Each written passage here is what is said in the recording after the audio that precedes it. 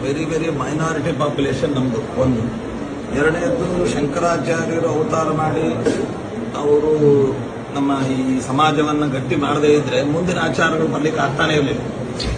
ಈ ನಿಟ್ಟಿನಲ್ಲಿ ನಾವು ಮೊದಲಿಗೆ ಕೃತಜ್ಞತೆ, ಗೌರವ, ಭಕ್ತಿ ತೋರಿಸಬೇಕಾದ್ದು ಅವರಿಗೆ. ಆನಂತರದಲ್ಲಿ ರಾಮಾನುಜಾಚಾರ್ಯ, ಆನಂತರದಲ್ಲಿ ಮಧ್ವಾಚಾರ್ಯ.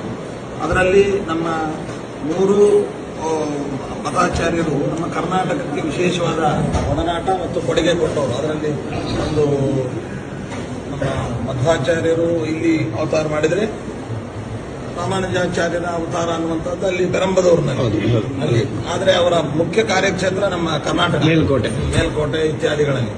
ಇನ್ನು ಶಂಕರಾಚಾರ್ಯರು ಅವರು ಕಾಲಡಿಯಲ್ಲಿ ಅವತಾರ ಮಾಡಿದರೂ ಕೂಡ ಕರ್ನಾಟಕದಲ್ಲಿ ಆಮ್ನಾಯ ಪೀಠಗಳನ್ನು ಸ್ಥಾಪನೆ ಮಾಡಿ ಅವರು ಉದ್ದದ ಅಗಲಕ್ಕೂ ಕೂಡ ಸಂಚರಿಸಿ ನಮ್ಮ ಕರ್ನಾಟಕ ರಾಜ್ಯಕ್ಕೆ ವಿಶೇಷವಾದ ಕೊಡುಗೆಗಳನ್ನು ಮತ್ತು ಅವರದೇ ಆದಂತಹ